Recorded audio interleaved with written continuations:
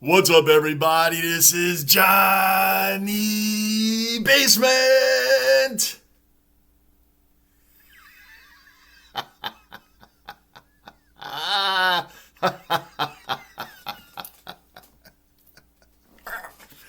Yes! Wow! Wow! Wow! Wow! Wow! Wow! Wow! Guys, subscribe, bell notice, hit the like button, drop your comments down below, and let's get into this thing. Wow! I just finished watching the granny just now. Guys, what? Shout out to the Swans. They made it back. I know it's a couple years since they've been there. And they didn't have a great showing against the Cats. And they didn't have a great showing today. What is up with that team? Somebody explain to me what happened to that team and these grannies. The Lions, they came back as I said they would after barely losing the granny last year to the Pies. Barely losing. I said that was going to be their motivation to get back in here. Obviously, the Swans made it back after a couple of years. But the Lions were on a mission this season, on an absolute mission. They started out the season poorly, and then fought back. They had the taste. They had that taste for that blood of that granny. They wanted it. They came out, and I was told, Johnny, they had such a great season, but they're never going to beat the Giants. They're just not going to beat the Giants. The Giants have such a good side. The Lions are down by 44 points with 8:27 left in the third quarter in that. By the end of that third quarter, they were only down by 25, and they won that. They won that when they were getting killed. Halfway through the game, they found it. They found the resolve and the fight to come back in that one. Johnny, that was a great win. It was a great win by the Lions. What an amazing comeback. One of the best comebacks in the finals. But they won't beat the Cats. They're just not going to beat the Cats. It's not. The Cats are too good a side. They just won a couple years ago. They're just not going to be able to beat it. But what a great run by the Lions. They just be prepared that they won't beat the Cats. And what happened? They were down by over 25 points in that game and came back and won that too. Coming into this game here, Johnny, they're not going to beat the Swans. The Swans have an amazing side. They're hungry as well. They haven't won in a couple years. They're hungry as well. Here we are. Now, little bit of the game summary here. A little bit. When I was watching the game, that first quarter, I said, man, we're in for an amazing, amazing game here today. That first quarter was tight. It was close.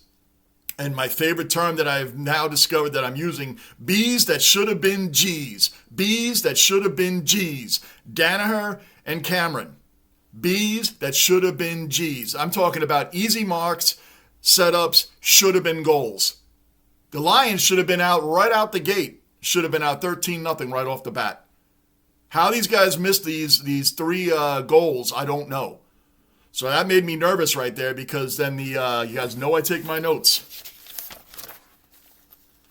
That first quarter, the 3 Bs, they should have been Gs. Cameron, by the way, was super aggressive on tackles today. Even when guys were down, he was lifting them and still hitting them down and knocking them down. I don't agree with all of that, but he was definitely angry and ready to go. But the Swans ended up scoring first, and I said, man, maybe we're going to miss Oscar at the ruck because it happened very fast. The Swans won it. They got the ball right down the field and scored. And then Papley comes out right off the bench. Boom! Right off the ruck, we lose it again, right down the field. They score again. I said, uh-oh, this is going to be a problem. This is the way the game is starting. I mean, both teams came out poised. Both teams came out, not nervous. The Lions were very aggressive, but the Swans came out with a real game plan, balanced game plan in the beginning. Went right down the field, backed up on defense at the right times, went right down the field. Nothing bothered either team. You know why? Because they both had been here before. Most of these players had been here before. So this isn't the nervousness of being in their first granny. Chris Fagan obviously has been here before last year. So listen, and he's been here before in other areas as well. Now, guys, so there was no nervousness of being a first time in the granny, okay? So that was good. Lohman, 2 goals in 1 minute. And I said, oh, the Lions are back. The Lions are in this thing. 2 goals in 1 minute. They answered right back. They got their composure back. They're resilient. We know they're resilient from everything I just said a few minutes ago. They got it right back. The first quarter was really the best quarter of the game. It was the best quarter of the entire game, as you guys know. 4:15, McGluggage gets another goal. It's 21-13 Lions. Blakey takes that headshot. And this is the thing I have here. Now, this happens in our sports too. Until you hear a whistle, until you hear the game actually stop, you keep playing. Blakey took a headshot, a questionable headshot from Archie. It's a questionable headshot, and he stood there kind of like, like looking around at the refs. Meanwhile, McCluggage pick up the ball and scores a goal while you're standing there like this. You're holding your head and you're kind of looking around like waiting for that stoppage of play because you took a headshot. Should it have been a penalty or not? I don't know. I'm just saying you play until someone tells you not to play. They do it in football, baseball, basketball, hockey here, man. You keep playing until an umpy, a ref, whatever you want to call them, says stop. The play stopped. You can't just stand there and the other team is just moving on. You go until someone tells you to stop. So Blakey, Archie hit him in the head. It looked like a headshot. Nobody said anything. What does McCluggage do? Scores a goal. Now it's 21-13 Lions. 21-13 Lions. It was great ball distribution by both teams. There really wasn't any dumb mistakes in that first quarter. So I looked at it as the Lions had 3 Bs that should have been Gs, and the 27-19 Lions at the end of the first quarter was 3 goals behind and 19 points for the Swans, 4-3 and 27 for the Lions. I said 27-19. Both teams look solid. Both teams are here to play. Both teams want that granny. And then it happened. And then it happened. And then it happened. For one side, anyway. I'm going to go over some of this very briefly, because there was a couple things in the second quarter that I didn't understand. Honestly, didn't understand. There was a lot of hard sling tackles that I've seen during the finals that weren't even as hard as the ones that I've seen. Now, this was done by both sides, Lions and the Swans, in this game that were not called. These things were not called as hard slam down sling tackles, whatever you want to call them, whip tackles, what have you. They were ticky-tacky all finals long with some of these that weren't as egregious as the ones I watched in this game by both sides. Zorko, I believe it was. Yeah, Zorko. He took a step, he didn't give the time for the mark. He didn't give the time for him to set up for his mark. So they call him for that, and they get a free goal, basically a free kick for a goal, the Swans. Zorko gets called on something so ticky-tacky. Am I being biased? Yeah, a little bit. But still, what do you do? He took one step forward. Yes, technically, I found out that is a rule breaker, that you're allowed to let the other side set up for their mark. It's not like he ran up and it was in his face like that. It wasn't even close to that. Took a step forward as ho. So they call a penalty on that to get a free kick goal. And I'm like, what is going on with that? Didn't understand that one. So what did we do? We made him pay. Came back strong, ended that second quarter 73-27. So my whole point on that is the umpies let them play on all these hard sling tackles that apparently they're cracking down on. Let them play right through all that, and Cameron was guilty of a few of them himself. Body slam, just short of body slamming people. Nothing was called, but Zorko, that was a problem, right? So, and Danaher, by the way, big shout out to Danaher. He's been Johnny on the spot this entire finals. Now, he had a couple of marks that should have been goals, Bs that should have been Gs, behinds that should have been goals. He should have used that. He's been Johnny on the spot the whole finals. The marks that he's been making have been amazing. Contested marks have been incredible.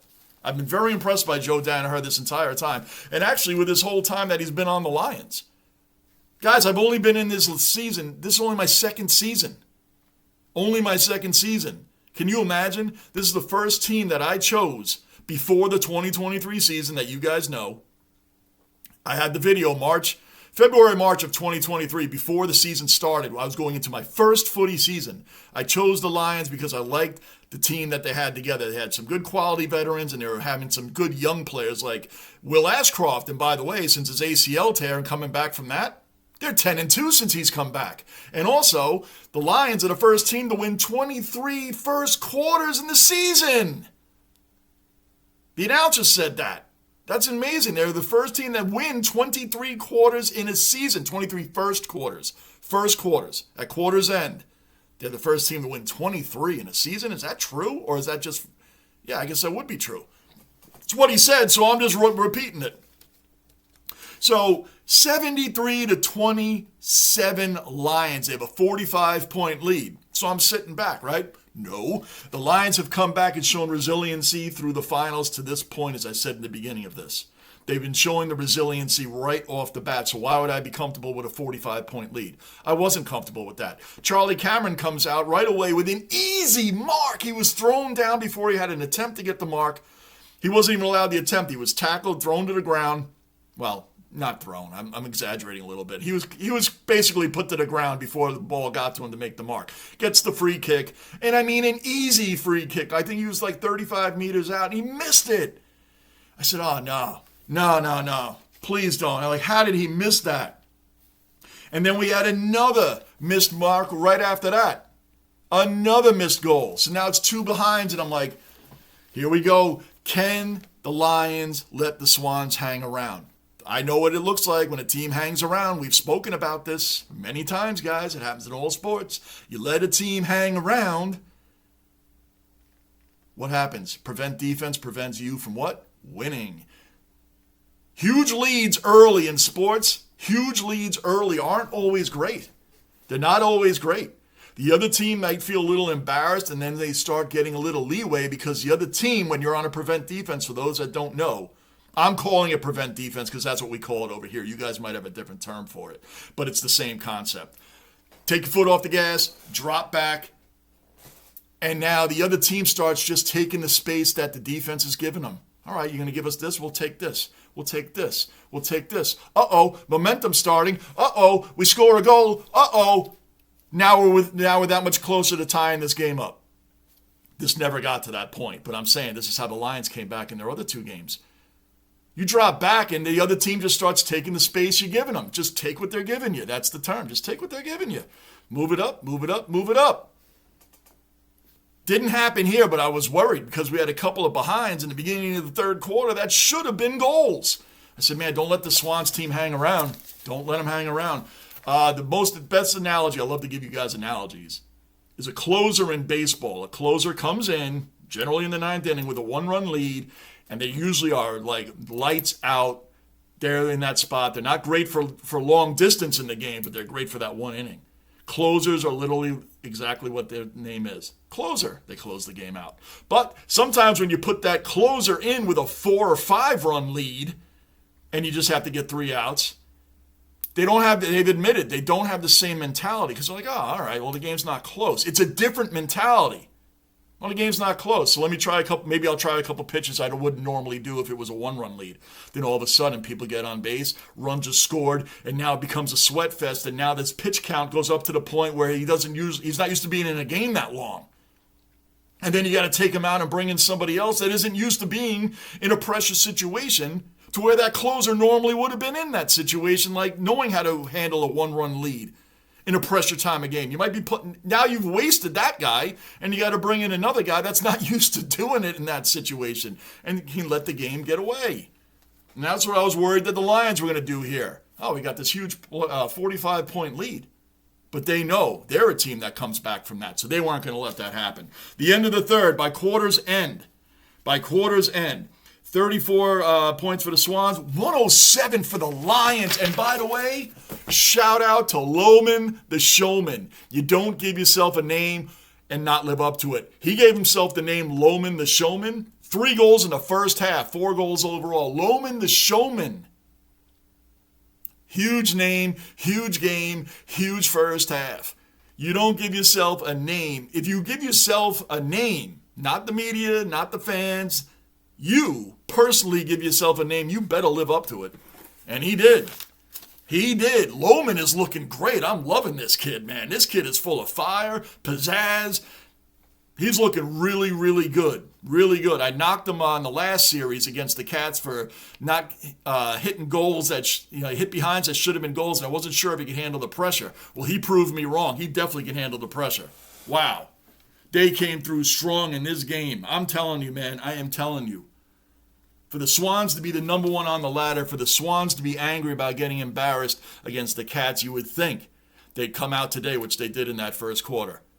You would think they would have came out and been like, no, we're taking hold of this game. We're not letting it get away. And they let it get away. In that fourth quarter, honestly, guys, I mean, you can't blow a lead like that. It almost hit 70-point lead. You can't blow a lead like that. You can't. At the end of the third, it was 107-35. 107-35. They won by 6 to the fourth quarter. You come out, you're just waiting for the clock to run out. You can do all the prevent defense in the world with a lead like that. You're not going to blow that. Has anybody ever blown a lead that big? 107-35. Has anybody ever blown a lead that big in one quarter? Not in a game, in one quarter, especially the final quarter. Shout out, by the way, you don't see a lot of this over here, and I was very impressed by this. Dane Rempe, the captain of Sydney. What a speech at the end of the game. They didn't show over here, they don't show the whole celebrations and the whole thing. They showed a little bit, and then they move on to what other sports else is going on FS1 over here. So I didn't get to see the whole celebration for the Lions. I'm going to YouTube it. I'll watch that part. But I watched Dane Rempe. Wow, what a tremendous speech. Gave a huge shout out to the Lions. Very respectful. The sportsmanship is amazing. Sportsmanship is amazing amongst the players. Just said, man, for the way they lost last year to come out, and it's not easy. Dane is right. It's not easy to lose a granny, a Super Bowl, a World Series, whatever. And then come out the next season with that same fight and that same flair. Some people just like, oh man, we got that close. And then whatever reason, the runners-up usually fall apart. The runners-up usually fall apart the final season, not just in footy. In all sports, the runners-up in our championship matches over here, hockey, baseball, football, basketball, usually the runner-up doesn't come back the next year. Usually it doesn't. It does happen. It does happen. But it doesn't happen often. Usually the runner-up falls away. Not here. And he gave a big shout-out to the Lions. So shout-out to Dane for doing that. It was very respectful, great sportsmanship. I talked about the great season the Swans had. And to lose in the manner that they lost really does not represent the amazing team that the Swans are. This game here does not represent what they've done all season. Number one team on the ladder, fight, resilient, one of the best teams in the league for a few years now, right? So maybe now they're the ones that want to come back next season and take the whole thing. They fought their asses off to get back here too, so it's a shout out to them as well. It's a shame that they lost the way they did. So if you're a Swans fan, I feel you, man. I hear you. As a Lions fan, 2 years in this thing, you know what the funny thing is? Of all my teams, the last team I saw win a championship for me was the New York Yankees in 2009. They won the World Series. The Jets, my Jets, I've been a fan of the New York Jets since 1981. I've never even seen them in the Super Bowl. They fell one game short of the Super Bowl 4 times. 82, 98, 09, 10. That's as close as we've come. The Knicks I've seen in 2 finals, 94 and 99, and they lost them both. The New York Rangers, they haven't won since 1994. So my 4 teams, I haven't seen anything since 2009.